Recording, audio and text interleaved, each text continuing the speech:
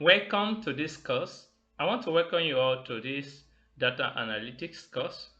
And at the end of this program, you become a certified data analyst. And I'm happy to have you here. In this course, we'll be looking at different areas of data analytics and what data analytics is all about. And so in this course, we'll be looking, this is our course outline. This is what we'll be looking at throughout this course. We'll be looking at introduction to data analytics. We'll be looking at Excel for data analytics.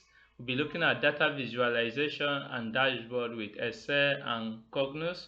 We'll be looking at SQL and database for data analytics.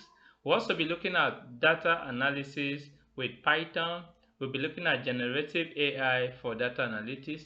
At the end of everything, we'll also look at course projects. We'll look at portfolio creation, resume creation, interview preparations, and jobs orientation. This is what we'll be looking at in this course, and I want you to sit down and follow us throughout this course from this stage to the next stage. Welcome once again to this data analytics course. My name is Godday Ocheme, and I will be your instructor in this course.